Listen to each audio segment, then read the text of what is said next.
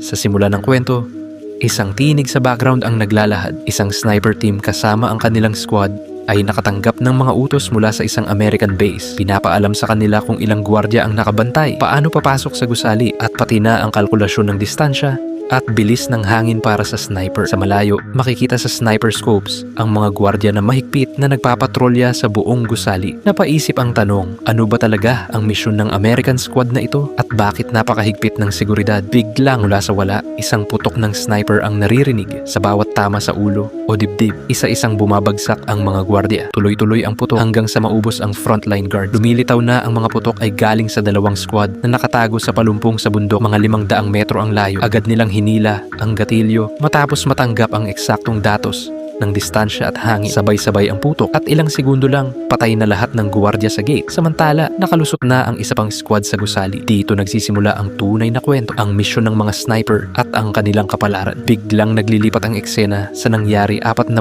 oras bago ang insidente. Isang private jet ang dumapo sa gitna ng disyerto. Paglapag ng eroplano, bumaba ang isang lalaki na may dalang malaking bag. Dumating si Modis, pinuno ng US Central Intelligence Agency, upang salubungin siya. Dito nalaman ang pagkakakilanlan ng lalaki, si Brandon Beckett, isang bihasang at tumpak na sniper. Hindi pa siya nabibigo sa anumang misyon. Halos lahat ng target niya ay natatamaan. Sa sniper rifle na dala niya, nasawi na niya ang maraming mapanganib na mafia at high-profile target. Habang dinadala siya sa base, ipinapaliwanag kay Brandon ang detalye ng misyon. Nalaman niya na kailangan niyang talunin ang isang armadong African gang na nagbabalak sirain ang Amerika mula sa loob ng bansa. Napakahalaga ng operasyon. Paglabas niya ng kotse, nakilala niya ang matagal na kaibigan na si Zero na dati niyang katuwang sa maraming mapanganib na misyon. Nang malaman ni Chief Modis na magkakilala na sila, inatasan niya si Zero na ipakilala si Brandon sa buong squad. Ipinakilala ni Zero si Brandon sa buong team. Ang Special Operations Captain ay si Nova, kasama ang assistant niyang si Anukika. Kasama rin ang tatlong Hira, Nadia at Jason. Matapos ang pagpapakilala, tanong ni Brandon,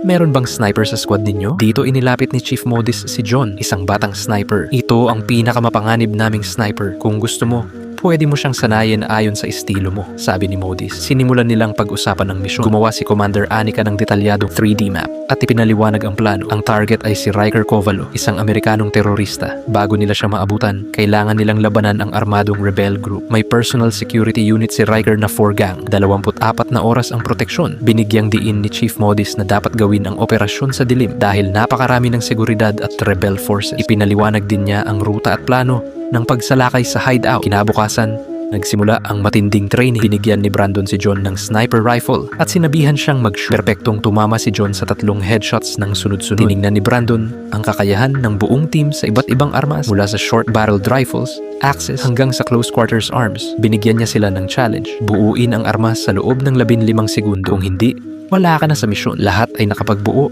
bago matapos ang countdown. Ngunit nanatiling nag-aalangan si Brandon tungkol kay John. Pagdating ng gabi, dinala niya si John sa tabi. Binigyan siya ng sniper rifle at nagbigay ng utos. Kapag may nakita kang target, tamaan mo sa ulo. Nagulat si John at nagtaka. Warning na makakakuha sila ng atensyon at baka malagay sa panganib. Ngunit iginiit ni Brandon, ito ang utos. Patuloy. Tiningnan ni John sa scope at hinila ang gatilyo.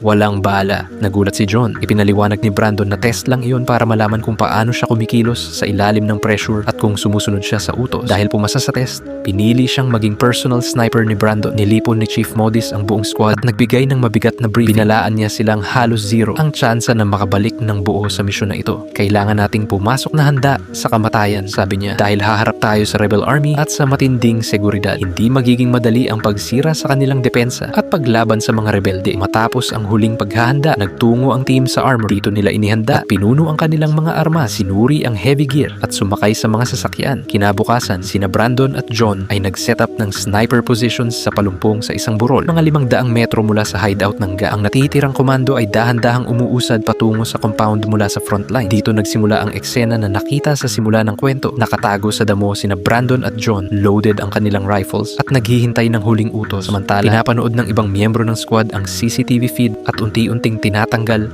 ang mga gwardiya isa-isa habang nag-i-infiltrate. Nang makatanggap si Brandon ng signal, hinila niya ang gatilyo at tinatamaan ang mga gwardiya sa gate. Tumawa si John at sabi, "Boss, huwag mo akong iwan. Hayaan mo akong makakuha rin ng ilan." Sa utos, nagsimula si John tumutok at pinatay ang mga target na may nakamamatay na katumpakan. Napansin ni Brandon ang kasigasigan ni John at Pinayo siya, huwag puro tuloy-tuloy o matutukoy nila ang posisyon natin. Isa-isang tinutukoy ni Brandon ang mga target habang si John ay sumusunod sa utos. Unti-unti nilang naalis ang seguridad sa likod ng gusali. Matapos masuppress ang perimeter, pumasok ang squad sa compound. Pinutol nila ang fuel lines at tinusok ang mga gulong ng mga sasakyan upang hindi makagalaw. Dalawang komando ang umakyat sa itaas na palapag mula sa ibang entry point at mabilis na pinatay ang dalawang gwardiya na susubukang humarang. Sa ibang kwarto, isang lone guard ang nanonood ng football match. Palihim na nilapitan siya ng komando, nilagyan ng lubid sa leeg at hinatak sa dilim. Nang sumindi ang ilaw, napagtanto ng team na pumasok sila sa isang armas depot at nakaharap sa gang leader si Riker. Agad namang umatake si Riker, tumira sa paa ni Modis at pinukaw ang lahat ng alarma. Ang malakas na sirena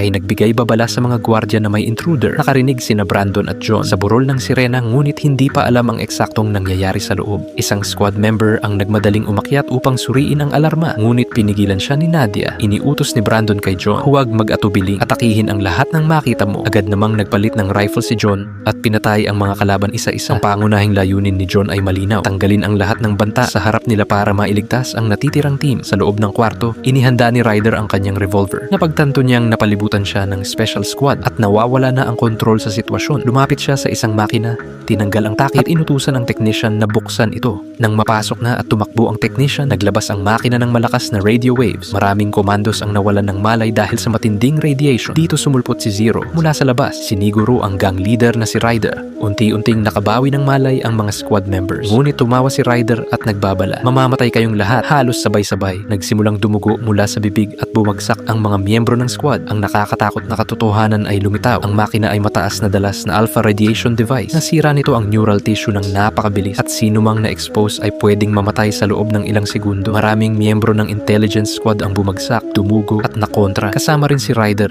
na bumagsak at namatay sa parehong radiation. Naghinto sa takot ang squad, hindi makapaniwala sa biglaang pagbabago. Kinuha ni Brandon ang kontrol at sinabi, hindi na natin maibabalik ang nangyari. Kailangan nating maghanda sa mga puwersang paparating. At una, hanapin natin kung paano papatayin ang makinang ito. Sinubukan nilang i-trace ang koneksyon, ngunit komplikado ang system at hindi nila ma-identify ang control circuit. Bumalik si Zero, dala ang balita. May mas malaking rebel force na papalapit sa compound. Walang oras para i-disinfect ang makina, kaya inihanda nila ang lahat para sa paparating na hukbo. Kinolekta ang lahat ng armas at bala, kinuha ang mga mina, nagtayo ng trenches at naglagay ng explosives para sumabog ang mga sasakyang papasok sa compound. Matapos ilagay ang trap, pinagsama-sama ang mga nakaligtas. Pinangunahan ni Brandon ang survivors sa bawat posisyon. Malinaw ang direksyon at utos. Ang kaaway na haharapin natin ay parang kamatayan mismo, sabi niya. Pumasok kayo sa operasyon na alam na baka hindi kayo makabalik. Kalimutan ng lahat at lumaban ng buong lakas. Ipinuwesto ni Brandon si John sa sniper nest. Johnny, ito ang huling misyon sa buhay mo. Dito mo patutunayan na ikaw ang pinakamahusay na sniper. Dagdag niya bago iabot ang sniper rifle kay John. Ang bawat miyembro ay mabilis na nagkubli sa kani-kanilang posisyon. Naghahanda sa paparating na hukbo. Tahimik silang naghintay. Hindi nagtagal. Sinalihan ni John ang buong squad. Maraming trucks ang papalapit mabilis. Sa signal, handa na ang buong squad. Nang sumugod ang rebel vehicle sa gate, sumabog ang isang landmine. Nagpalipad ng apoy at debris. Agad na na-realize ng rebel army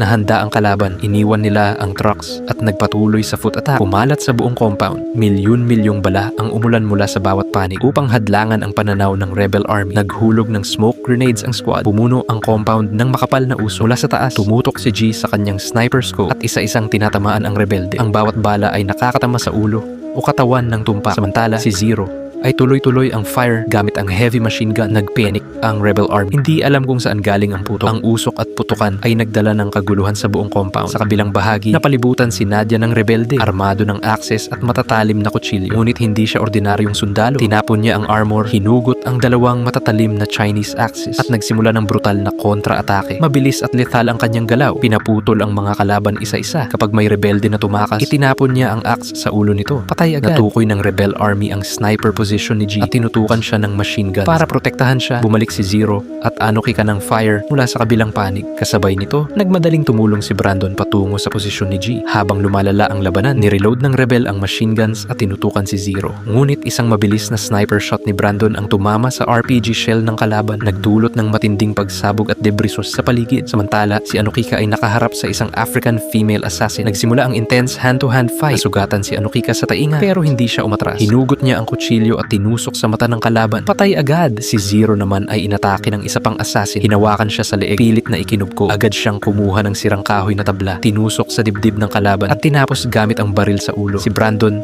ay nakipag-close combat sa rebel. Nagkunwaring sumuko, ngunit biglang kinuha ang baril ng kalaban. Pinutok point blank. Hinugot niya ang kutsilyo at tinusok sa dibdib. Pagkatapos ay pinigilan gamit ang rifle strap. Habang bumababa ng hagdan, may nakatagong rebel na pumusok sa kanya. Kaagad siyang tumugon, pinatay ang kalaban, ngunit nasugatan siya at bumagsak. Hawak ang sugat. Si Zero ay agad na lumapit kay Brandon upang pigilan ang pagdurugo. Dumating si Nova. Mukha ay punong-puno ng determinasyon. Ngunit sa parehong sandali, tinamaan siya ng rebel sa dibdib. Nakita ko siya sa loob ng kwarto kasama ang radiation machine. Nakaplant na ang mga bomba. Sa ilang sandali, sasabog ang buong building. Pumulong siya kay Zero. Bago tuluyang mawala, huling hininga ni Nova ay lumabas sa harap ng lahat. Sandaling lumipas, isang malakas na pagsabog ang naganap. Yumanig ang buong base. Ang radiation machine at kwarto ay tuluyang nawasa. Nasa shock ang squad, napapalibutan ng apoy at debris. Ngunit bago pa sila makabawi, mas marami pang rebel troops ang sumugod. Imposible para sa 3 o 4 lang na sundalo na labanan ang napakalaking army. Biglang dumating ang smoke grenades mula sa lahat ng panig, kasabay ng mabagsik na putukan. Habang lumilinaw ang usok,